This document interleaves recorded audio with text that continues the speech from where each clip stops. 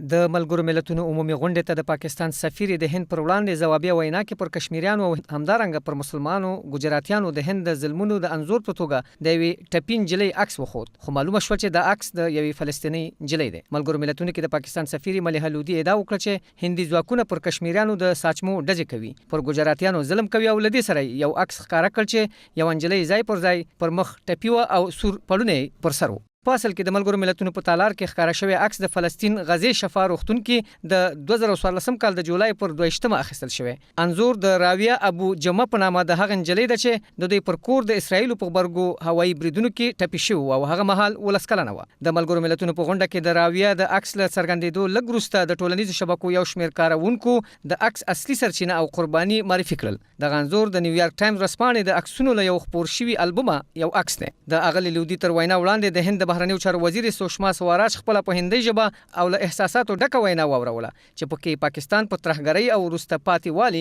تورن کړ. اغلې سوراج پاکستان ته یو پیغور ورکړ چې ګواکې هند عالمان، ساينسپوهان، انجینران او ډاکټران پیدا کړل، خو پاکستان د دې په وینا ترهګر او جهادیان پیدا کړل. اغلې سوراج د پاکستان هغه تورونه هم رد کړل چې ګواکې د کشمیر په اړه د مذاکراتو په وړاندې د هند شرطونه ورته د منلو نه دي. मैं पूरी दृढ़ता और स्पष्टता के साथ यहाँ ये कह देना चाहती हूँ कि आपका ये मंसूबा कभी कामयाब नहीं होगा. د پاکستان حکومت په بلوچستان کې په زرګونه بلوچستان په یو او بل پلمه وشني. د دوی ظلمونه ستاسو د سترګو په مخ کې دي. کشمیر د هندستان برخه وا او ویبا. د کشمیر په اړه له پاکستان سره د هیڅ ډول خبرو سوال نه پیدا کیږي. د سوراج په خبره هند تل له پاکستان سره د هر ډول مذاکراتو هرکلی کړی دی.